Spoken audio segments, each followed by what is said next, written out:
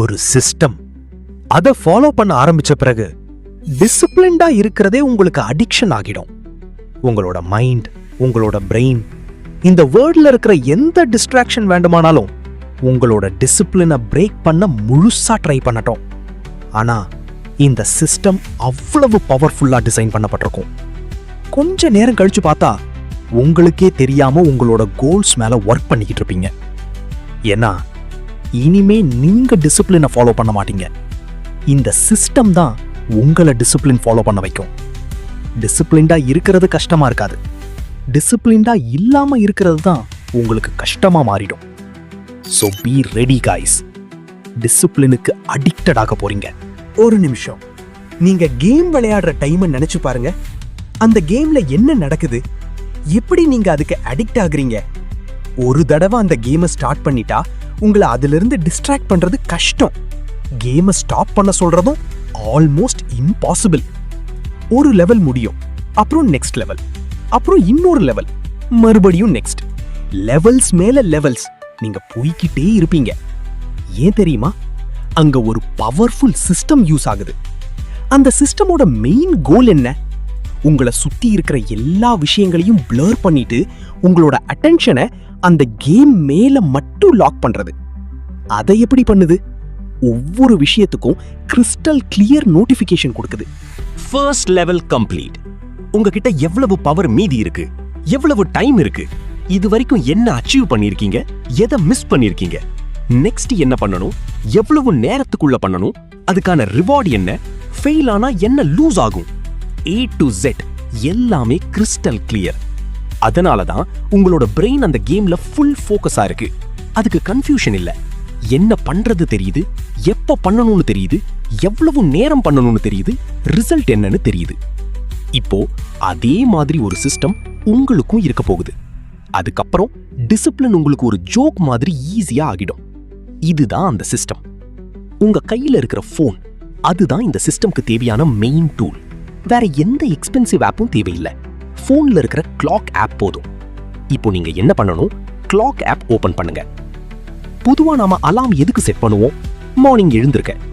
ஆனா இனிமே எழுந்திருக்கிறதுக்கு மட்டும் இல்ல, நீங்க டெய்லி செய்ய வேண்டிய ஒவ்வொரு டாஸ்க்குக்கும் எக்ஸாக்ட் அலாம் செட் பண்ணணும்.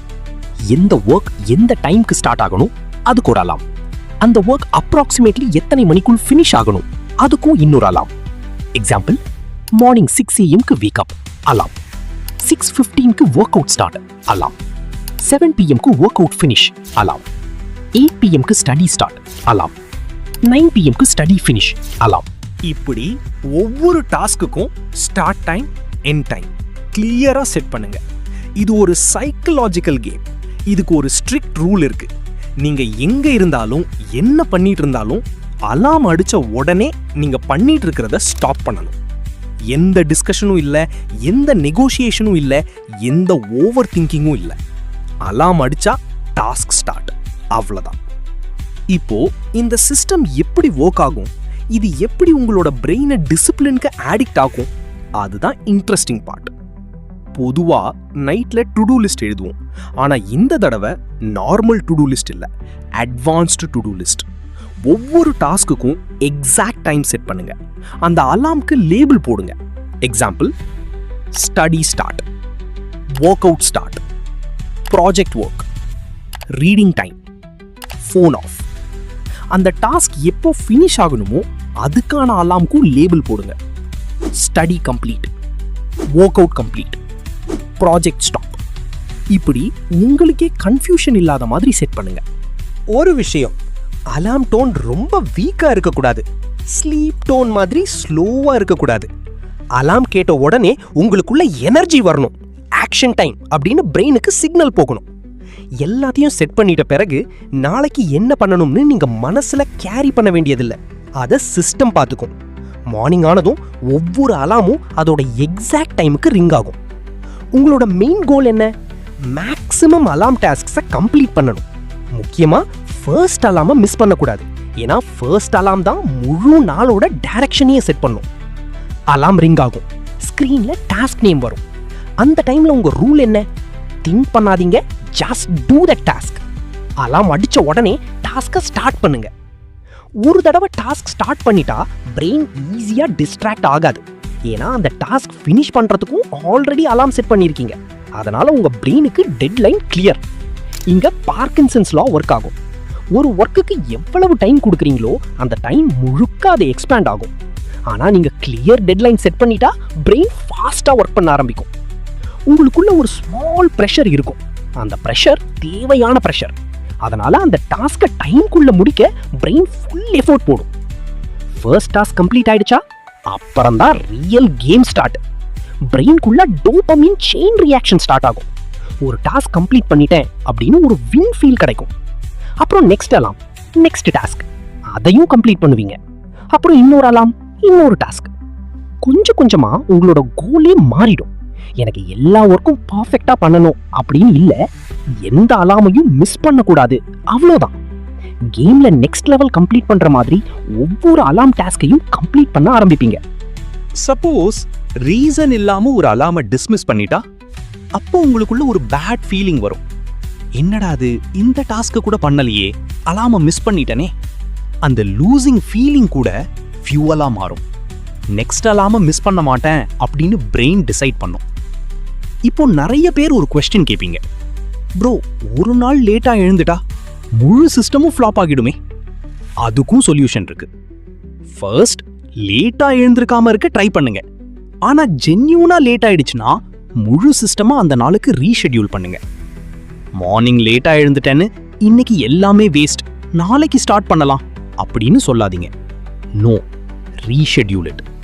சப்போஸ் 6 மணிக்கு எழுந்திருக்க வேண்டியது 8 மணிக்கு எழுந்துட்டீங்க, அலாம் ஷெட்யூலை 2 hours ஷிஃப்ட் பண்ணுங்க. அந்த நாளை சேவ் பண்ணுங்க.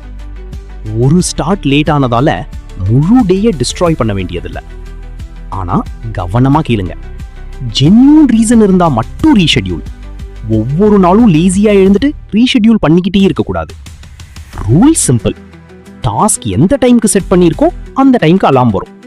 அலாம் வந்தா டாஸ்க் ஸ்டார்ட் ஆகணும், அவ்வளோதான். இப்போ இந்த சிஸ்டமை யூஸ் பண்ணும்போது நீங்க தெரிஞ்சுக்க வேண்டிய சில இம்பார்ட்டன்ட் ரூல்ஸ் இருக்கு. அதை ஃபாலோ பண்ணலைன்னா இந்த சிஸ்டம் ப்ராப்பரா ஒர்க் ஆகாது.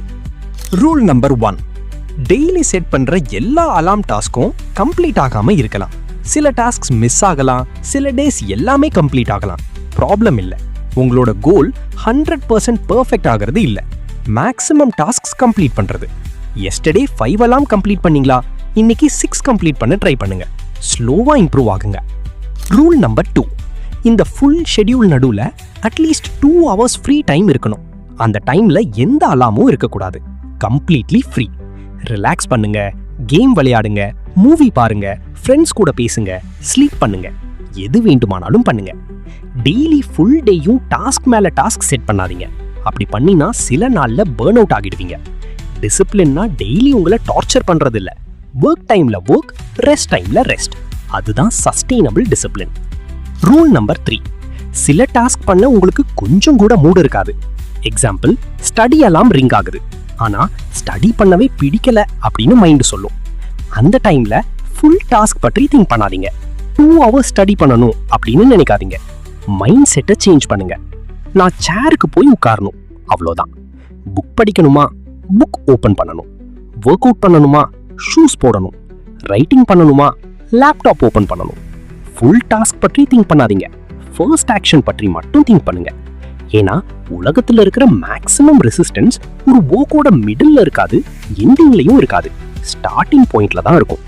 ஸ்டார்ட் பண்ணிட்டா மத்தது ஆட்டோமேட்டிக்கா நடக்க ஆரம்பிக்கும். லாஸ்ட் ரூல், டிசிப்ளினை ஸ்ட்ரெஸ்ஸா பார்க்காதீங்க. எனக்கு இதெல்லாம் பண்ணியே ஆகணும், நான் கஷ்டப்பட்டே ஆகணும் அப்படின்னு நினைக்காதீங்க. டிசிப்ளினை என்ஜாய் பண்ணுங்க. ஒவ்வொரு டாஸ்கையும் உங்க ஹார்ட்ல இருந்து பண்ணுங்க, உங்க ஃபுல் ஸ்பிரிட்டோட பண்ணுங்க. உங்களோட மைண்ட் எனக்கு மூட் இல்ல, எனக்கு பிடிக்கல அப்படின்னு சொல்லும். ஆனா உங்களுக்குள்ள இருக்கிற பெட்டர் வெர்ஷன் அப்படி சொல்லாது. அது உங்களை சக்சஸ்ஃபுல்லா மட்டும் பார்க்கணும்னு நினைக்கும்.